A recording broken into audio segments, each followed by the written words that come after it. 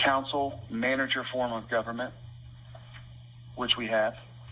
We chose not to take on the mayor council form of government. We chose to take on the council or keep the council manager form of government. All of the council representatives must live in the city of Huber Heights because they're representing the city of Huber Heights. Now, the city manager, and this is just my opinion, would better serve the community if he were, or she were, whoever the city manager is at the time, living in Huber Heights.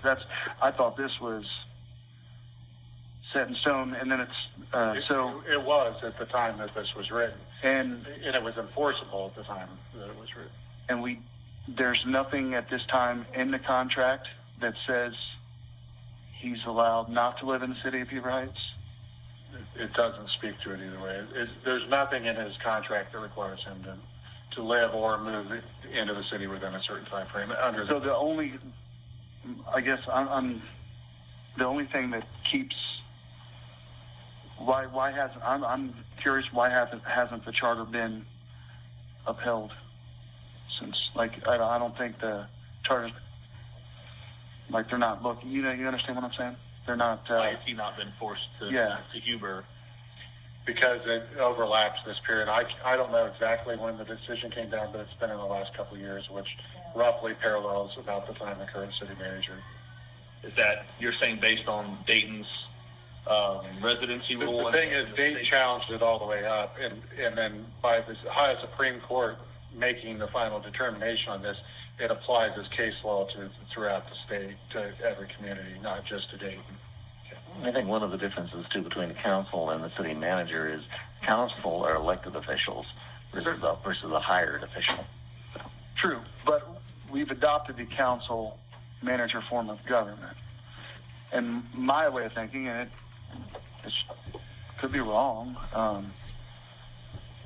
but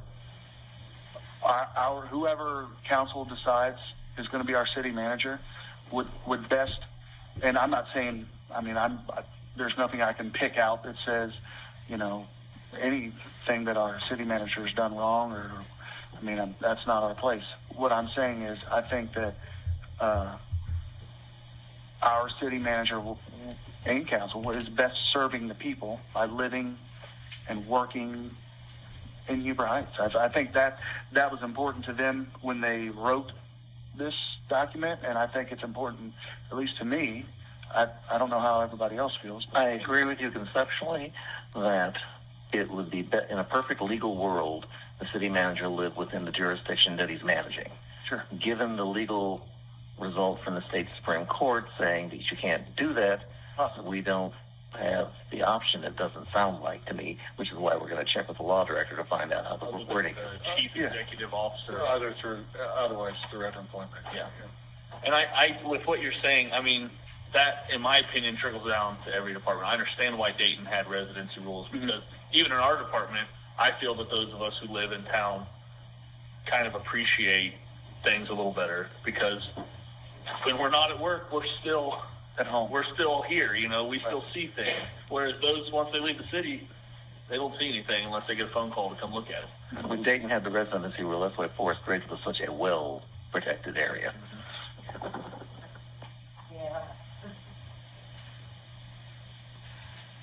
Sorry, Mr. Shaw. Mr. Rogers, when we have our law director review this, I'd also like him to review the city of Lama versus the state of Ohio in reference to Section 9.48. Also, the memorandum set up by the city of Cincinnati in 2014 regarding residential requirements, and also 731.28 and 731.11 of the ORC. These have been conversations that's been had by residents of this city. I'm going back since July of last year questioning this, not only on city forums, but also with elected officials with no answers. I know that, to the best of my knowledge, our city attorney has never put out a death-defying memo or statement on this matter. And I know each one of you this evening, my apologies again, received a email from a resident of the city who questioned this particular item in the charter. And I've sent that to each one of you to review in lieu of getting the information back from our city attorney. This has been challenged by the city of Dayton, yes, but it's also, in my opinion, from my interpretation, has been upheld by the city of Cincinnati decision in the city of Lima. Also, it's been done in the city of Arlington. So it's not a new topic in the state, but I really think that it's due time that we kind of sink our teeth into it and get a clarifying answer. Are you saying in those other communities it was done by an agreement or in another way? It's and again, I don't have their city manager, contract or anything like that. I know it's something that they have also been to court over, and there's been several memorandums. I know myself and Mr. Otto did a lot of homework on this last year. 30-plus documents of information, research that we've done. We'd be more than happy to share with the commission the research. You're going to email me the citation? Correct, yes. Forward them on to the city attorney. What was that, 730-31 what? 731-28, 731-31. Yeah. I just wanted to learn. I get the area. Google. Okay. Well, I'd like to just kind of make a point here that we've had revolving city managers here over the years, and I think that what we have right now, you will not find a more committed city manager than Mr. Schulmer is, whether he lives in the city or not. By stipulating that, doesn't address the quality of who you are getting. And I believe that he is just like any other city employee here that might come from another community. They're good, they're valuable, they're no less committed to the city than anybody that lives here. And to put a stipulation on there might keep us from getting a real good candidate. And with all due respect to the Burge, understand, and we this committee as well discussed this many times previously, any decisions or thoughts that we have currently on this charter is not with those whom in office at this current time. We are making clarifying points to the charter that need to be updated no matter who's in office now or 20 years from now. I understand that, but all your points are well taken, trust me. And I would say that this community is full of very, very bright people, very bright people. They're out there. If someday Mr. Schomer, when he retires and Huber Heights needs to bring somebody else in, and this stipulation isn't being put up by us, this stipulation was already put in. There's been court cases fought back and forth as we're talking about, but this city's got a ton of bright people that would be more than qualified to fill a city manager position here in Huber Heights. Well, then I would have to ask Tony, when Schomer came in, how many candidates did we have? Do you remember? 4? And where were they from? They were not specific, but I can tell you the city of Vandalia hired the city manager exactly. Microphone. I asked that question as a resident.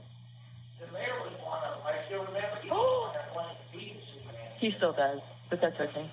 there were. For you. Well, he said that when the city could hire him cheaper than they're paying. Yeah. Okay.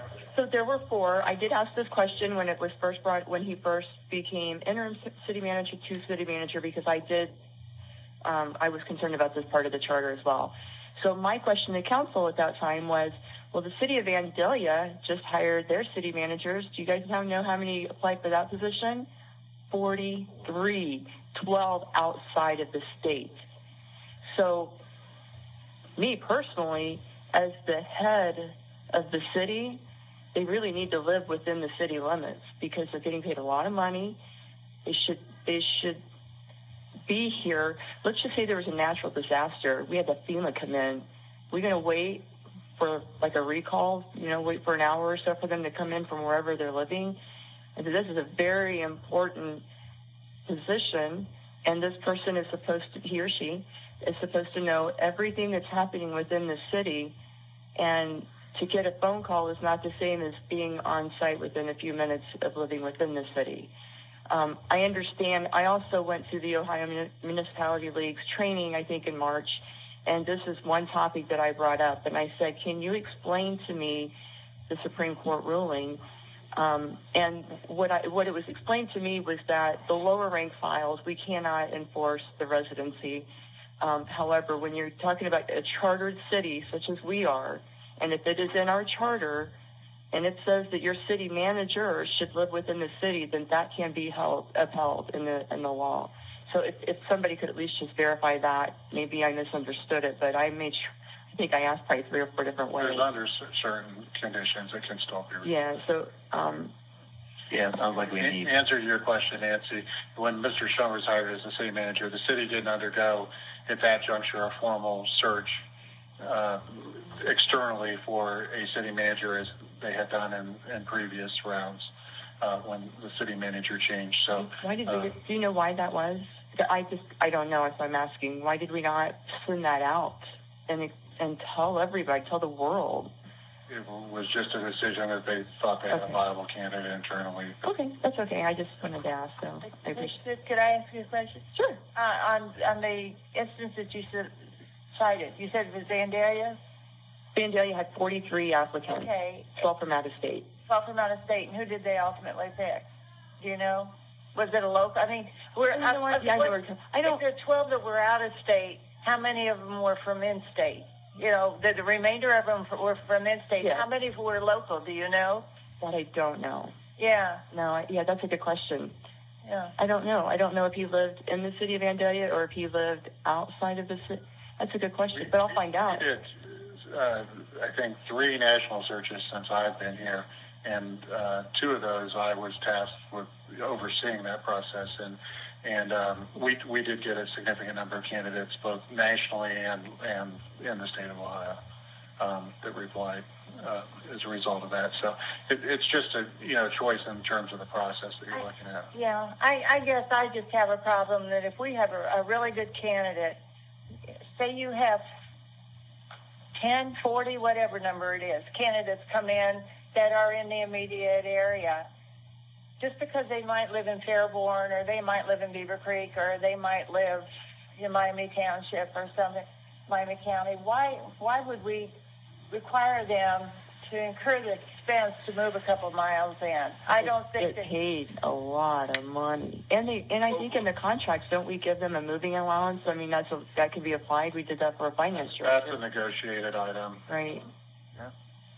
But I understand what you're saying. Yeah, I mean, you got kids in high school or whatever in another area. Yeah, that's another consideration. I mean, there's just open enrollment.